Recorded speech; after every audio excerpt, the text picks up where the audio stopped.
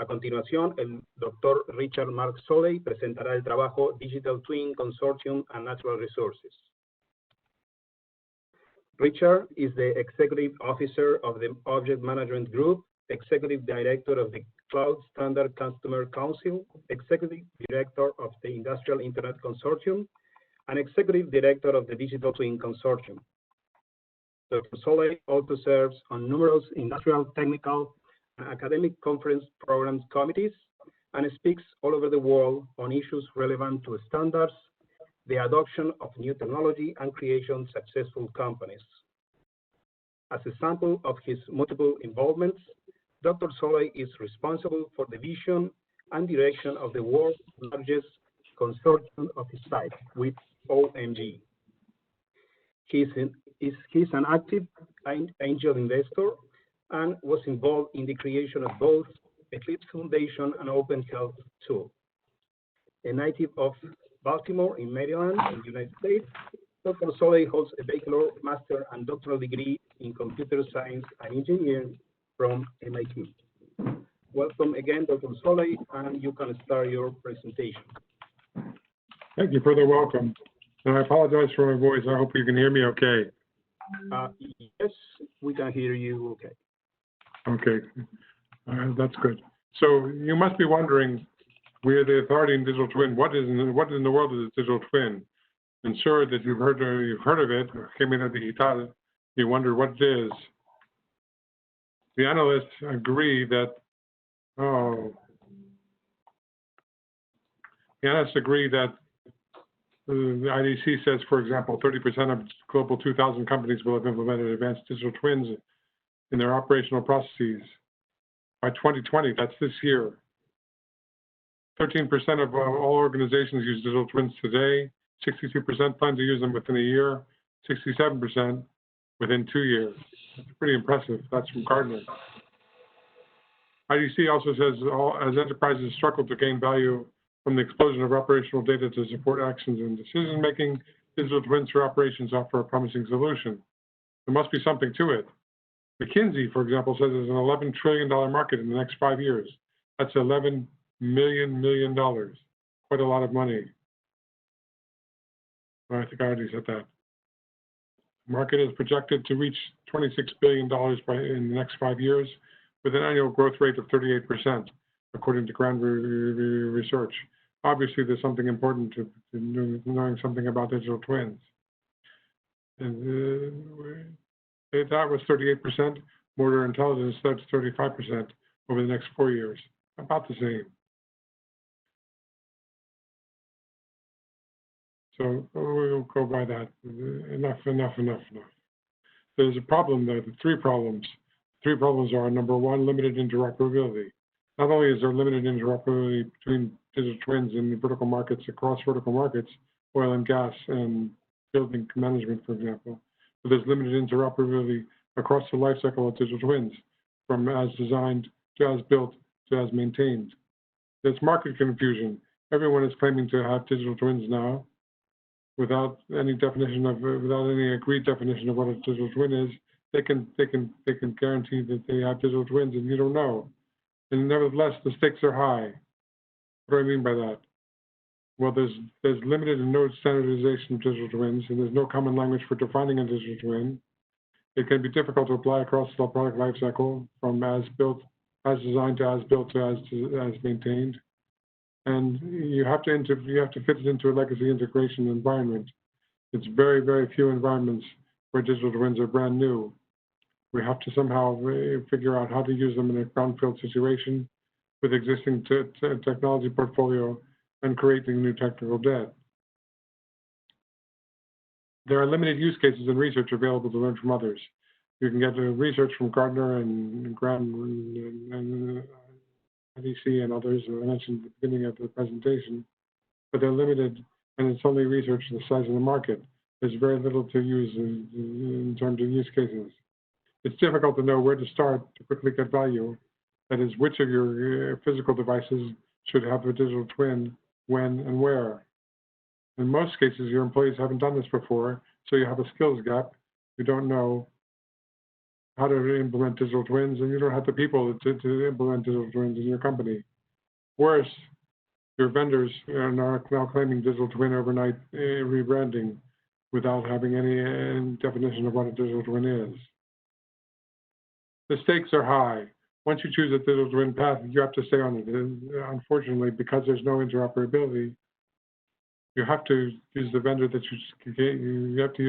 you came to the project with. And it's very difficult or impossible to move to another vendor. The software world doesn't apply to the digital twin world. So you have a vendor for digital twins is likely different than the vendor for your software.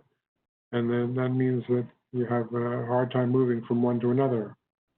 The projects require money, people, time, and equipment, and it's difficult to recoup that money, people, time, and equipment on a new vendor.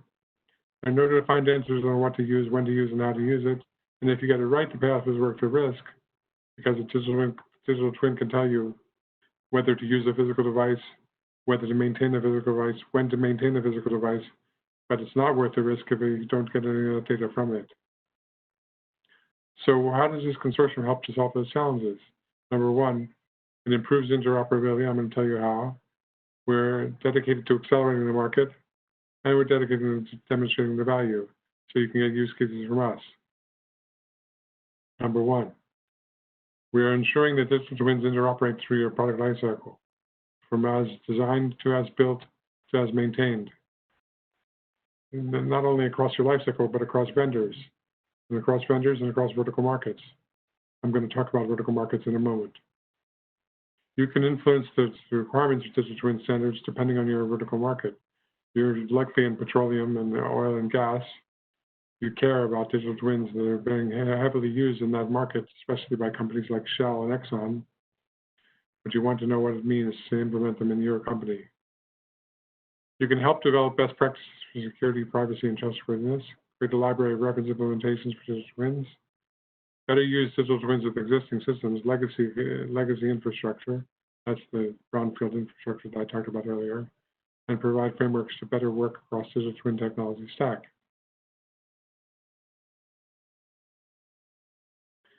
We also intend to accelerate the market. By being part of this consortium, you can benefit from a neutral ecosystem to foster industry collaboration. So we have nearly 150 companies after 11 weeks. Only 11 weeks, 3 months. And they agree on the definition, they agree on the ecosystem, they agree on use cases in a neutral way. You can combine your resources and reduce your risk. By that I mean, you may have some of the experts in digital twins, but we have all of them. Why not work together with other ones? You can learn from existing use cases, reduce the skills gap for your employees, since you're going to have employees that participate in the digital twin consortium, influence the solution roadmaps for digital twin vendors in the oil and gas area, access experts throughout your digital twin journey, and improve the validation of digital twin products. So it's no longer what the vendor says, the digital twin, discern what is in name only and what is a real digital twin. And we're dedicated to demonstrating the value. So we're doing not only standards we're not only working with standards organizations to develop standards for digital twins, but we're implementing and choosing source code, open source code that you can implement directly in your system. You can learn from experts and use cases that apply to your industry, in this case, oil and gas. Accelerate your project investment, maximize quantifiable outcomes, and help influence the direction of the market. Get your project online faster.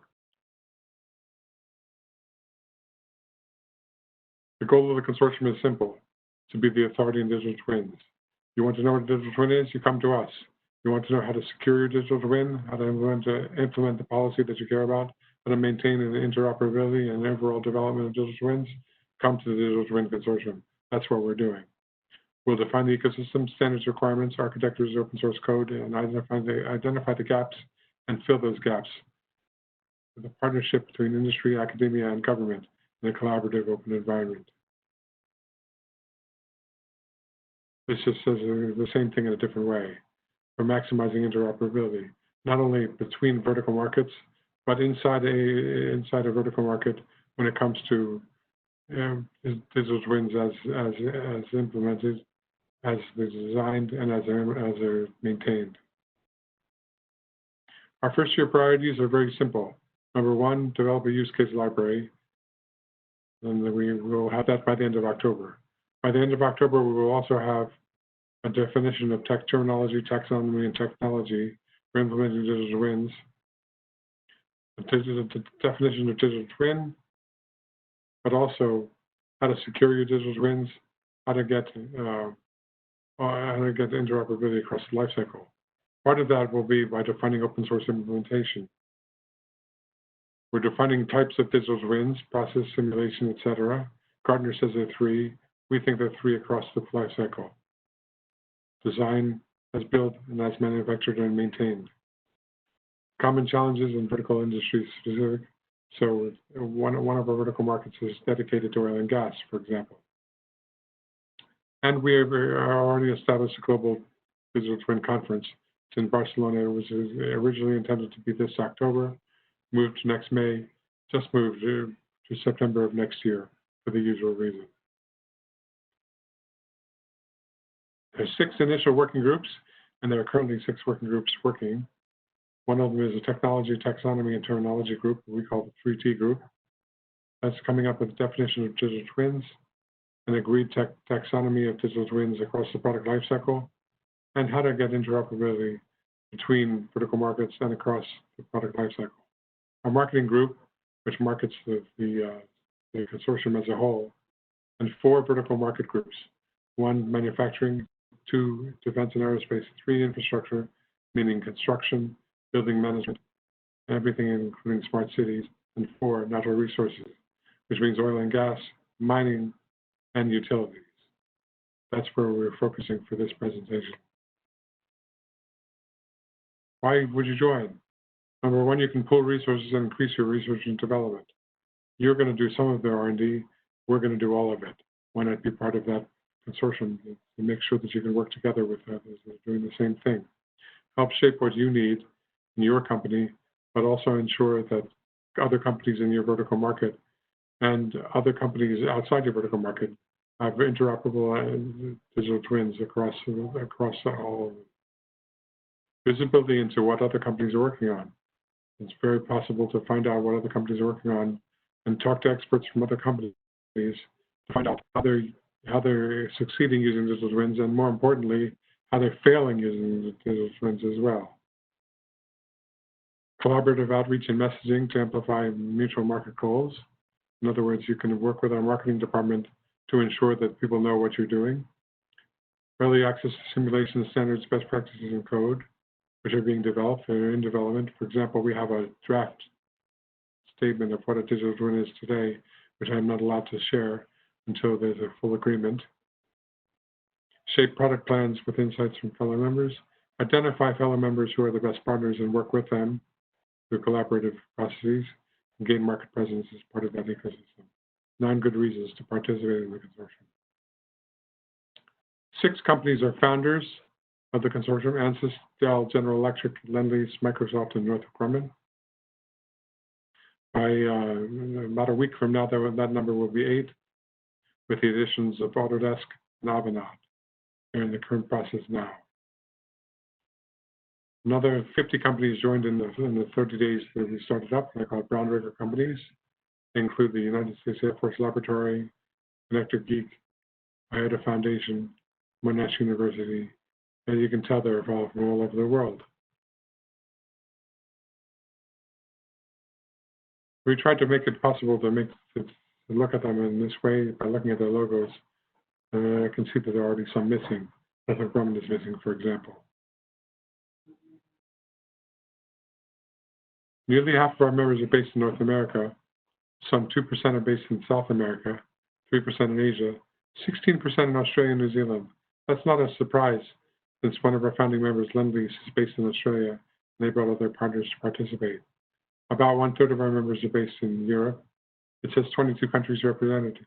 As of this morning, with nearly 150 members joining, that's 29 countries represented. There's a steering committee From the founding members, Bill Rue and Richard Ferris from Lend-Lease, Ron Zahavi from Microsoft, Prith Banerjee and Samir Kher from ANSYS, Syed Tabeh from Dell, Colin Paris and John Dunstan from General Electric, and Laura Sapolsky from Northrop Grumman. In addition, I serve on the steering committee with him, with the second, Bill Hoffman, who's the president of Object Management Group, a 32-year-old standards organization.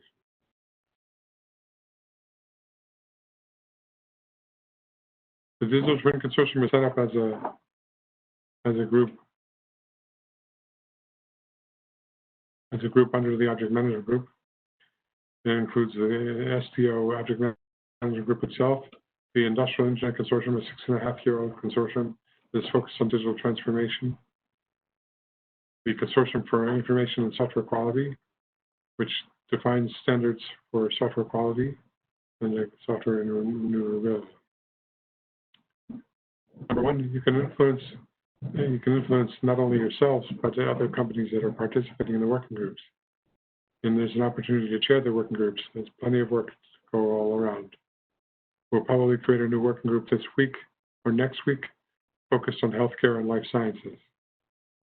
There's an opportunity for collaboration and thought leadership, collaboration with industry peers. And there are marketing opportunities, including listing in our member directory, industry recognition as a leader in digital twins, and usage of our badge in the personal and corporate marketing. This is the price of membership.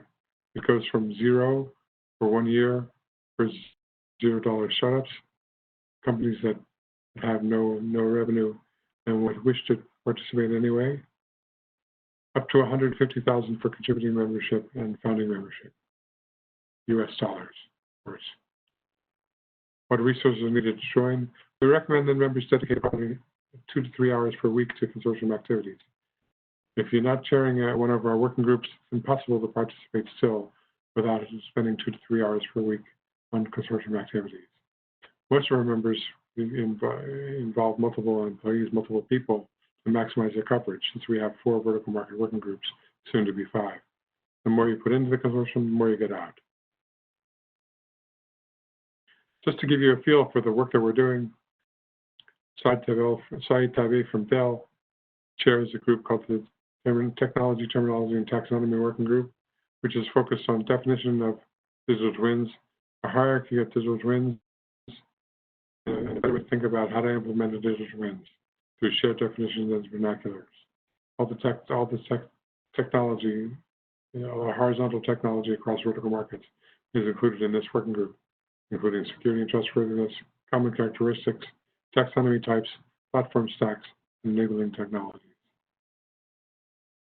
We have an infrastructure working group. As I mentioned, our infrastructure group is focused on construction, building management, smart cities,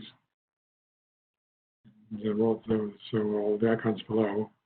Co-chairs are from Lend-Lease, Microsoft, and GAFCON, and they're focused on creating a more livable, workable, and sustainable communities by reducing cost.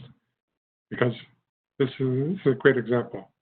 I was talking to the New South Wales government, which does digital engineering today, and they have to have different format for every vendor. It's a huge waste of their time. They'd like to have a single vendor format that it works with any vendor, and just let the vendor deal with the definition of an RFP response. We have teams working on adapting digital twin lifecycle to identify design, delivery, and operations. We're preparing use cases. Actually, quite a few have been prepared, and great cadence on use case presentations. A great opportunity to find out what's going on, for example, in Sydney Harbour Crossing for the Metro, transmission pipelines, which is very important for oil and gas, Center for Spatial Data Infrastructure at University of Melbourne, and so forth. So that group meets every week and has many examples of use cases for its members. Oh, sorry. We have a natural resources working group, as I mentioned. It's focused on oil and gas, mining, and utilities, which are today digital in some companies, but not all. Digital twins can be applied during the engineering, design, construction, and deployment operations phase of the life cycle, but unfortunately they vary across all the different parts of the life cycle. We have to have standards implemented in open source that work the same across all elements of the life cycle.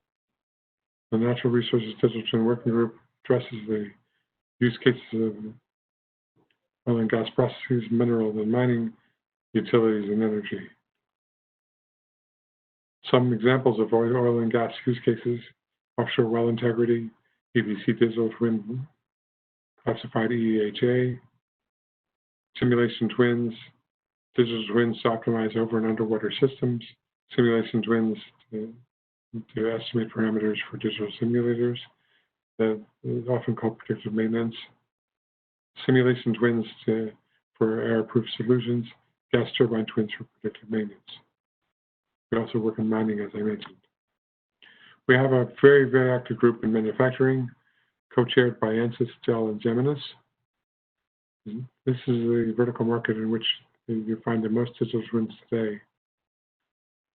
But the cataloging those use cases and getting vertical market interoperability across manufacturing and from manufacturing to other vertical markets is extraordinarily important, and we are focusing on that.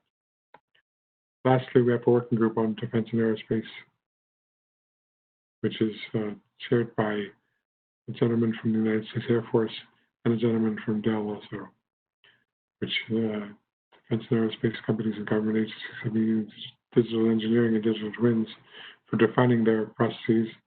And unfortunately, since there are no standards today, they're looking for standards to get interoperability across the product lifecycle and across vertical markets. So first, we're agreeing on lifecycle. Second, we're agreeing on use cases with identifying commonalities across vertical markets, and then publishing use cases. At the end of October, we will publish a definition of digital twin, and we'll publish a large set of use cases, some of which will be relevant to your vertical market. Thank you very much.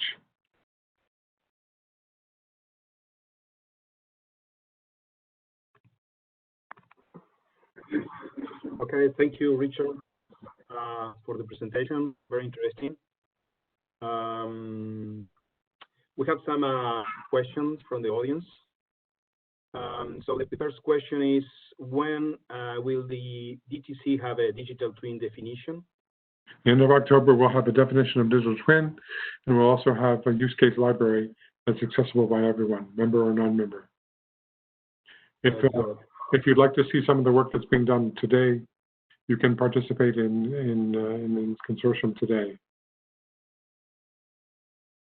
Okay, and we have also another question here. How does the DTC compare with the EEC? It's a good question. And the answer is very simple. We're focused on digital twins across vertical markets. So we're not focused on one vertical market. Where oil and gas is important to us, it's just as important to infrastructure, manufacturing, mining, and other areas. Okay, and we have also another question here. Which is the budget for that we have to separate to generate a digital twin? And in addition to that, with a project of this kind, how much money goes to the licenses and how much to the services? Obviously, it varies from project to project. It's very dependent on whether you license digital twins or implement your own. Depends on what your vendors implement, for example, and what you implement. We will have some numbers in the use cases. We have some numbers in use cases of oil and gas consortium has today, and we'll publish them at the end of October. Okay. So I guess we don't have more questions here. So we thank you again for the presentation, and we will wait for the next presentation.